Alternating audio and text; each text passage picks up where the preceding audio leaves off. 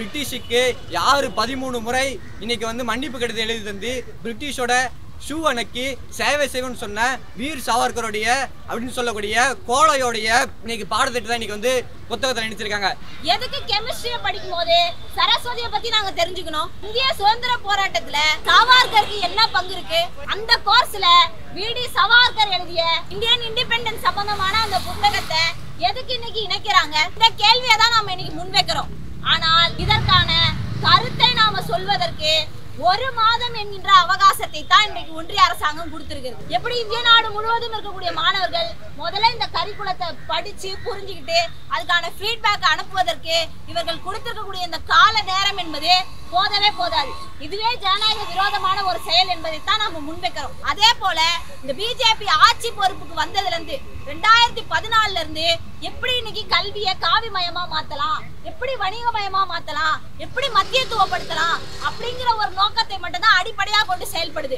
ஏழை எளிய மாணவர்களோ கிராமப்புற மாணவர்களோ பழங்குடி வகுப்பை சார்ந்த மாணவர்களோ பெண்களோ இன்றைக்கு கல்வி நிலையத்துக்குள்ள எப்படி வரவிடாத ஒரு சூழலை உருவாக்கலாம் என்பதைத்தான் இந்த தேசிய கல்விக் கொள்கை வலியுறுத்துது. நாம என்ன கேள்வி கேட்கிறோம்னு சொன்னா, இன்றைக்கு எங்களுக்கு இந்த RSS சித்தாந்தத்தை வலியுறுத்தக்கூடிய இந்த LOCF டிராப்டை நாங்கள் ஒருபோதும் ஏற்கல.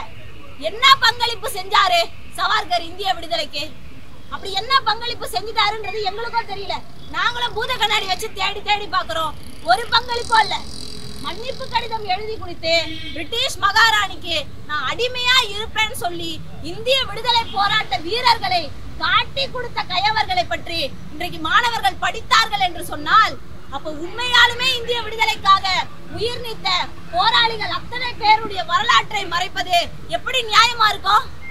அப்போ இன்றைக்கு மாணவர்களுக்கு எதை சொல்லி கொடுக்கணும், எந்த அஜெண்டாவை இன்னைக்கு முன்வைக்கணும், அவங்க எதை படிக்கணும், அவங்க சிந்தனைகள் எதை நோக்கி இருக்கணும், இப்படின்றத வடிவமைப்பதற்கான பல்வேறு வேலைகளை தொடர்ச்சியாக இந்த ஒன்றிய பாஜக அரசானது செய்து கொண்டே இருக்கிறது. அறிவியலுக்கு புறம்பான கருத்துக்களை தொடர்ந்து விதைத்து கொண்டே இருக்கிறது. நீங்க போய் சென்ட்ரல் யூனிவர்சிட்டிஸ்ல பாருங்க, எத்தனையோ மத பண்டிகைகள் வரும், ஆனா அதெல்லாம் பெருசா அங்க கொண்டாட மாட்டாங்க.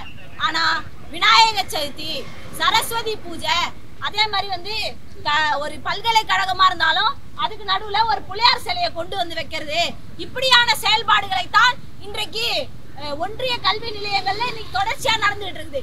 இன்னைக்கு ஏன் IIT-குள்ளேயும் IIM அதே போல வந்து மற்ற ஒன்றிய அமைச்சகத்தினுடைய உயர்கல்வி நிறுவனங்கள்ல எத்தனை இன்னைக்கு வந்து SC ST மாணவர்கள் உள்ள போயிருக்கிறாங்க, எத்தனை ஆசிரியர்கள் இன்னைக்கு உள்ள போயிருக்கிறாங்க? இந்த கேள்வியெல்லாம் நாம இன்னைக்கு முன்வைத்தோம் என்று சொன்னால் பல்வேறு பிரச்சனைகள் தொடர்ச்சியாக இருக்கிறது. ஒன்றிய பாஜக அரசு தொடர்ந்து தன்னுடைய காவிமய சிந்தனையை இன்றைக்கு கல்வியில புகுத்தக்கூடிய பல்வேறு பணிகளை செய்து கொண்டிருக்கிறது. அதனுடைய ஒரு பகுதி தான் இந்த LOCF டிராப்ட் போராட்டத்துக்கு. இந்த போராட்டத்துக்கு வந்த அனைத்து தோழர்களுக்கும் புரட்சிகரமான வணக்கத்தை தெரிவிச்சுக்கிறேன். என்ன தோழர்களே, இன்னைக்கு கடந்த 2025 இப்போ 20ஆம் தேதி UGC வந்து ஒரு வரவேற்கையை வந்து வெளியிட்டிருக்காங்க. அந்த வரவேற்கை என்னன்னு பார்த்தீங்கன்னா LOCFன்னு சொல்லக்கூடிய லேர்னிங் அவுட்கம் பேஸ்டு கரிக்குலம் ஃப்ரேம் ஒர்க்குன்ற அறிக்கையை வந்து இங்கே வெளியிட்டிருக்காங்க. இந்த அறிக்கை வந்து எதற்காக இன்னைக்கு வந்து வெளியிட்டிருக்காங்கன்னு பார்த்தா இதை சொல்லுதுன்னு பார்த்தீங்கன்னா, இன்னைக்கு நம்ம படிக்கக்கூடிய 9 சப்ஜெக்ட்ஸோடைய பாடத்திட்டத்தை வந்து மாற்ற விதமாக இருக்கு. இன்னைக்கு இந்த 9 சப்ஜெக்ட்ஸ்ல என்னென்ன பாடத்திட்டத்தை எது மாதிரியான மாற்ற போறான்னு பார்த்தீங்கன்னா, இன்னைக்கு கெமிஸ்ட்ரி சப்ஜெக்ட்னு எடுத்துக்கிட்டா, அதாவது வேதியியல் எடுத்துக்கிட்டா, வேதியியல் சப்ஜெக்ட் ஆரம்பிக்கும் போது சரஸ்வதியோடைய பஜனையை உள்ள தோங்குற மாதிரியான ஒரு பாடத்திட்டத்தை அறிவிச்சிருக்காங்க. இன்னைக்கு இது மட்டுமான்னு பார்த்தா, இன்னைக்கு காமர்ஸ் சிலபஸ் எடுத்துக்கிட்டா காமர்ஸ் சப்ஜெக்ட்ஸ் தொடங்கும் போது என்ன சொல்றாங்கன்னா, கௌட்டில்யருடைய அர்த்த சாஸ்திரா புக் எடுத்துன்னு சொல்லிடுறாங்க. இன்னைக்கு இது மட்டும் இல்லாம ஹிஸ்டரி, இந்திய சுதந்திர போராட்டத்தை எடுத்துக்கிட்டா, இந்திய சுதந்திர போராட்டத்தை யாரு காட்டி கொடுத்து பிரிட்டிஷுக்கு பூட்ஸ் நக்கினாரோ வீர் சாவர்கர் என்ற துரோகியோடைய பாடத்திட்டத்தை புக்கை வந்து இந்திய சுதந்திர போராட்டத்துடைய வரலாறுல வந்து இணைக்கிறதா சொல்லியிருக்காங்க. இன்னைக்கு கல்வி முழுக்க அறிவியல் பூர்வமா இருக்கணும், அரசியல் பூர்வமா இருக்குன்றத இந்திய மாணவ சங்கம் கேட்டுட்டு இருக்கோம். ஆனா இதற்கு முழுக்க புறம்பா மூட நம்பிக்கைகளையும் இங்க வந்து பொய் பிரச்சாரத்தையும் மேற்கொள்ற விதமா இன்னைக்கு UGC அறிக்கை வந்து ஒரு டிராப்டை வெளியிருக்காங்க. இன்னைக்கு இதனால என்ன சொல்றாங்கன்னா, இன்னைக்கு இந்திய சுதந்திர போராட்டத்துக்கு யாரெல்லாம் உண்மையா போராடினாங்க, இன்னைக்கு அத்தனை தலைவர்கள், அத்தனை சுதந்திர போராட்ட தோழர்கள், சுதந்திர போராட்ட தலைவர்கள் வந்து ரத்த சிந்தி தன்னோட இன்னுயிரை மாற்றி தன்னோட இன்னுயிரை தியாகம் செஞ்சு இன்னைக்கு சுதந்திரம் வாங்கி தந்திருக்காங்க. ஆனா இன்னைக்கு இதெல்லாம் மறைக்கிற விதமா பிரிட்டிஷுக்கு யாரு 13 முறை இன்னைக்கு வந்து மன்னிப்பு கடிதம் எழுதி தந்து பிரிட்டிஷோட ஷூ அணைக்கி சேவை செய்வோன்னு சொன்ன வீர் சாவர்கருடைய அப்படின்னு சொல்லக்கூடிய கோழையோடைய இன்னைக்கு பாடத்திட்டு தான் இன்னைக்கு வந்து புத்தகத்தில் நினைச்சிருக்காங்க. இன்னைக்கு இது மட்டும் இல்லாம முழுக்க பிஹெச்டி ஸ்காலர்ஸ்க்கு வந்து என்ன சொல்றாங்கன்னா, இன்னைக்கு மாட்டு கோமயத்திலிருந்து மெடிசன் எப்படி கண்டுபிடிக்கிறது, மாட்டு சாணத்தை பூசினா இன்னைக்கு வந்து ஹேர் கூலிங் வருமான்ற அறிவியலுக்கும் இங்க வந்து அரசியலுக்கும் முழுக்க புறம்பான முட்டாள்துவமான கருத்துக்களை வந்து இன்னைக்கு யூஜிசி வந்து வெளியிட்டு இருக்கின்றது தான். இன்னைக்கு இதை கண்டிச்சு இன்னைக்கு மெட்ராஸ் யூனிவர்சிட்டியில இந்த போராட்டத்தை நடத்திட்டு இருக்கோம். இந்த போராட்டத்துக்கு அடுத்ததா தோழர் மாவட்ட செயலாளர் தோழர் கு தமிழ் வந்து உரையாற்றுவான்றதுதான். இன்னைக்கு பிஜேபி அரசாங்கம் ஆட்சி பொறுப்பை ஏற்றதிலிருந்து அதோட தீவிர கொள்கையும் தீவிர செயல்பாடும் எதை நோக்கி இருக்குது என்றால், இந்த இந்தியாவை துண்டாட வேண்டும், இந்த இந்தியாவை இந்து ராஷ்டிரத்தை மாற்றி அமைக்க வேண்டும் என்பதே முதன்மையான நோக்கமாக கொண்டு இன்னைக்கு பிஜேபி ஆட்சி பொறுப்பிலிருந்து செயல்பட்டு இருக்கு.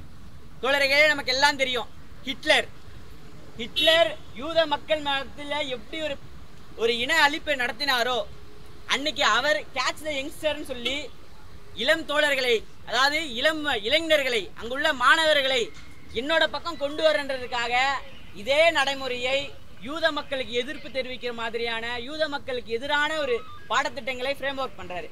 அதோட டிட்டோ தான் நம்மளோட மோடி. இன்னைக்கு மோடி அரசாங்கம் தொடர்ந்து இங்க இருக்கக்கூடிய இஸ்லாமியர்கள் எதிர்க்காகவும் இங்க இருக்கக்கூடிய மதச்சார்பின்மைக்கு எதிராகவும் தன்னோட எல்லா நடவடிக்கைகளும் மேற்கொள்ளுது. அதிலும் கல்வியில் தீவிரமாக மேற்கொள்கிறது. அதாவது இன்னைக்கு LOCF வெளியிட்டிருக்க அறிக்கை என்ன சொல்லுது, கிட்டத்தட்ட ஒரு 9 பாடங்கள்ல பல்வேறு விஷயங்களை மாற்றம் கொண்டு வரோம். மேத்தமெட்டிக்ஸ், ஹிஸ்டரி, காமர்ஸ், இது எல்லாம் என்ன சொல்றான், இன்க்ளூஷனா இருக்குன்றான். இன்க்ளூசிவா யாரு பேசுறா? இன்னைக்கு இருக்கக்கூடிய மக்களை எல்லாம் பிளவுபடுத்திட்டு இங்க இன்க்ளூசிவான எஜுகேஷன் கொண்டு வரேன்னு சொல்லி பொய்யான ஒரு பிரச்சாரங்களையும் பொய்யான ஒரு பாடத்திட்டங்களையும் கொண்டு வரான். இன்னைக்கு சரஸ்வதிக்கு பூஜை செஞ்சுட்டு கெமிஸ்ட்ரி, சரஸ்வதிக்கும் கெமிஸ்ட்ரிக்கு என்ன சப்ஜெக்ட், சரஸ்வதிக்கும் கெமிஸ்ட்ரிக்கு என்ன சம்பந்தம்? ஒரு சம்பந்தமும் இல்லை. ஆனா இன்னைக்கு என்னன்னா, ஒரு மத நிகழ்ச்சிகளை, மத வழிபாடுகளை, கல்வி நிலையங்கள் திருக்கும் போது அவன் ஒரு ஹோலிஸ்டிக்கான கல்ச்சர்ல வளருவான். ஒரு ஆன்மீக அறிவியல் சொல்லிட்டான். ஆன்மீகத்துக்கு எதுக்கு அறிவியல்? அதாவது இந்த ஆன்மீக அறிவியல்ன்றது ஒரு முட்டாள்தனம். அதை நீ கல்வியில கொண்டு வர்றதுக்கான தீவிரமான நடவடிக்கையை இன்னைக்கு பிஜேபி அரசாங்கம் சொல்லுது. அது மட்டும் இல்லாம இன்னைக்கு யூஜிசி மட்டும் இல்ல, இன்னைக்கு இந்திய அரசாங்கத்தில் கீழே இருக்கக்கூடிய பல துறைகள் தேர்வாணையமா இருக்கலாம். இன்னைக்கு இது முதற்கொண்டு தன்னிச்சையா செயல்படக்கூடிய அனைத்து துறைகளையும் இன்னைக்கு பிஜேபியோட RSSோட கை கூலிகளாக செயல்படுது. அதனாலதான் இன்னைக்கு யூஜிசி இந்த அறிக்கை மட்டும் இல்லை, இதுக்கு முன்னாடி ஒன்று கொண்டு வந்தாங்க, ரெகுலேஷன் ஆக்ட். அதுவும் நம்ம அதே போல RSS அஜெண்டாஸை அவங்க ஆட்களை உள்ள நுழைக்கிறதுக்காக, VCR நுழைக்கிறதுக்காக கொண்டு வந்தாங்க. அதே போலதான் இதுவும். அப்போ தொடர்ந்து இந்த யூஜிசி என்பது தன்னிச்சையா செயல்படாம RSSனோட கைக்கூலியாக செயல்படுது. இன்னைக்கு RSS இன்னைக்கு VD சாவர்கர் நம்ம தோழர்களா கூட பேசினாங்க.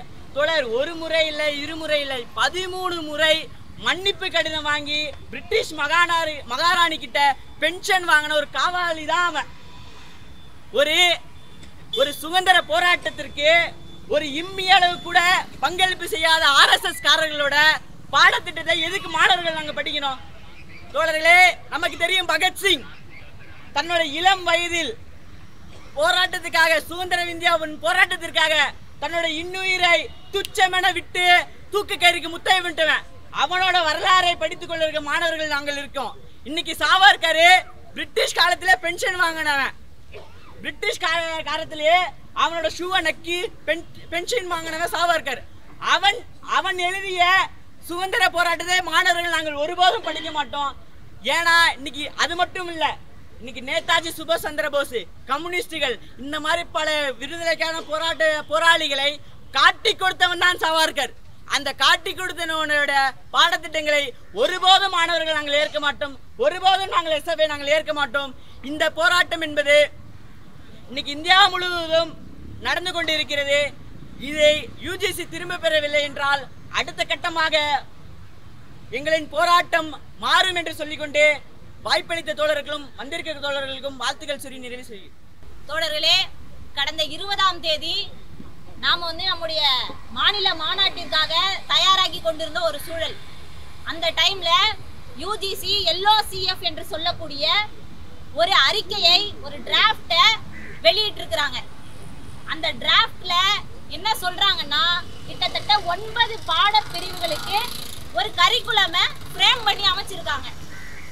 அந்த ஃப்ரேம் ஒர்க் என்ன சொல்லுதுன்னா, RSSனுடைய சித்தாந்தத்தை இன்னைக்கு எப்படி மாணவர்கள் மத்தியில விதைக்கலாம், இதுதான் அந்த கரிக்குலத்தினுடைய நோக்கம். ஆனா அதற்காக தான் அது கொண்டு வரப்பட்டதா?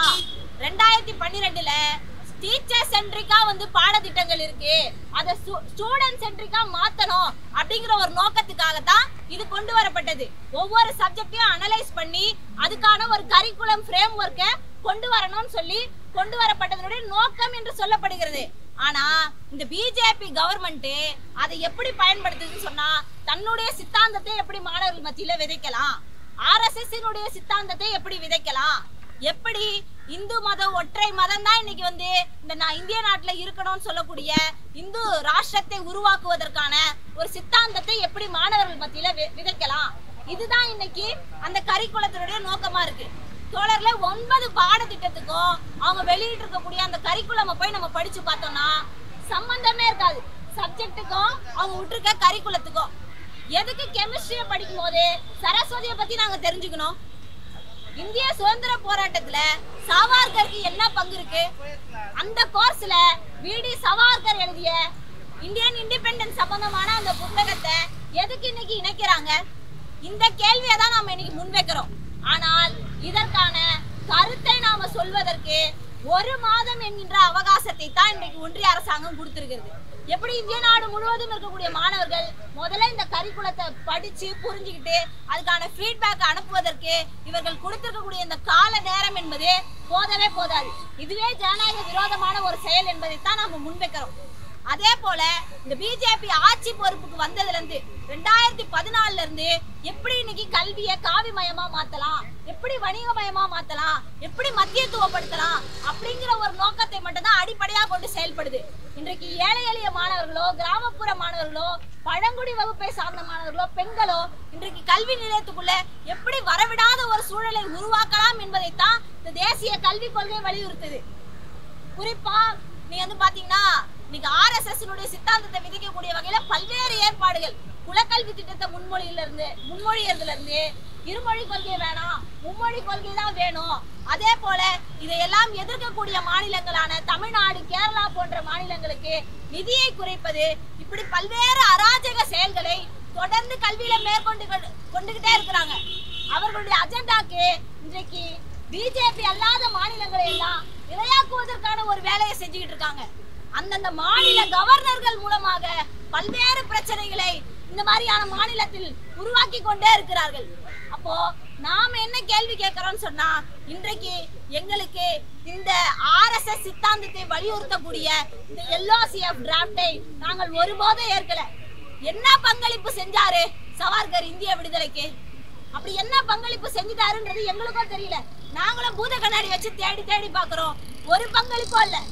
மன்னிப்பு கடிதம் எழுதி கொடுத்து பிரிட்டிஷ் மகாராணிக்கு நான் அடிமையா இருப்பேன்னு சொல்லி இந்திய விடுதலை போராட்ட வீரர்களை காட்டி கொடுத்த கயவர்களை பற்றி இன்றைக்கு மாணவர்கள் படித்தார்கள் என்று சொன்னால், அப்ப உண்மையாலுமே இந்திய விடுதலைக்காக உயிர் நீத்த போராளிகள் அத்தனை பேருடைய வரலாற்றை மறைப்பது எப்படி நியாயமா இருக்கும்? அப்போ இன்றைக்கு மாணவர்களுக்கு எதை சொல்லி கொடுக்கணும், எந்த அஜெண்டாவை இன்னைக்கு முன்வைக்கணும், அவங்க எதை படிக்கணும், அவங்க சிந்தனைகள் எதை நோக்கி இருக்கணும், இப்படின்றத வடிவமைப்பதற்கான பல்வேறு வேலைகளை தொடர்ச்சியாக இந்த ஒன்றிய பாஜக அரசானது செய்து கொண்டே இருக்கிறது. அறிவியலுக்கு புறம்பான கருத்துக்களை தொடர்ந்து விதைத்து கொண்டே இருக்கிறது. நீங்க போய் சென்ட்ரல் யூனிவர்சிட்டிஸ்ல பாருங்க, எத்தனையோ மத பண்டிகைகள் வரும், ஆனா அதெல்லாம் பெருசா அங்க கொண்டாட மாட்டாங்க. ஆனா விநாயக சதுர்த்தி, சரஸ்வதி பூஜை, அதே மாதிரி வந்து ஒரு பல்கலைக்கழகமா இருந்தாலும் அதுக்கு நடுவுல ஒரு புலியார் சிலையை கொண்டு வந்து வைக்கிறது, இப்படியான செயல்பாடுகளை தான் இன்றைக்கு ஒன்றிய கல்வி நிலையங்கள்ல இன்னைக்கு தொடர்ச்சியா நடந்துட்டு இருக்குது. இன்னைக்கு ஏன் IIT-குள்ளேயும் IIM அதே போல வந்து மற்ற ஒன்றிய அமைச்சகத்தினுடைய உயர்கல்வி நிறுவனங்கள்ல எத்தனை இன்றைக்கு வந்து SC ST மாணவர்கள் உள்ள போயிருக்கிறாங்க, எத்தனை ஆசிரியர்கள் இன்னைக்கு உள்ள போயிருக்கிறாங்க? அப்ப இந்த கேள்வியெல்லாம் நாம் இன்னைக்கு முன்வைத்தோம் என்று சொன்னால் பல்வேறு பிரச்சனைகள் தொடர்ச்சியாக இருக்கிறது. ஒன்றிய பாஜக அரசு தொடர்ந்து தன்னுடைய காவிமய சிந்தனையை இன்றைக்கு கல்வியில புகுத்தக்கூடிய பல்வேறு பணிகளை செய்து கொண்டிருக்கிறது. அதனுடைய ஒரு பகுதி தான் இந்த LOCF டிராப்ட். அந்த LOCF டிராப்டை இன்றைக்கு இந்திய நாடு முழுவதும் இந்திய மாணவ சங்கத்தினுடைய அனைத்து பல்கலைக்கழக கிளைகளிலும் நாங்கள் இதற்கு எதிராக ஒரு எதிர்ப்பை தெரிவிக்கும் விதமாக முதல்ல இந்த நகலெறிப்பு போராட்டத்தை துவங்கி இருக்கிறோம். இதை ஒன்றிய அரசாங்கம் இதற்கு செவி சாய்க்கவில்லை என்று சொன்னால் அடுத்து அனைத்து கல்வி நிலையங்களும் நாம் இந்த போராட்டத்தை கொண்டு போக வேண்டிய தேவை இருக்கும். ஏனென்று சொன்னால் அடுத்த தலைமுறைக்கான ஒரு நல்ல கல்வியை பாதுகாத்து அவர்களுக்கு கொடுக்க வேண்டியது நம்முடைய கடமை. அந்த வகையில நம்முடைய போராட்டம் தொடரும் என்பதை தெரிவித்துக் கொண்டு இந்த கண்டன ஆர்ப்பாட்டத்திற்கு வருகை தந்த அத்தனை தோழர்களுக்கும் தமிழ்நாடு மாநில குழு சார்பில் மீண்டும் ஒரு முறை புரட்சிகரமான வாழ்த்துக்களை தெரிவித்து நிறைவு செய்கிறேன். நன்றி.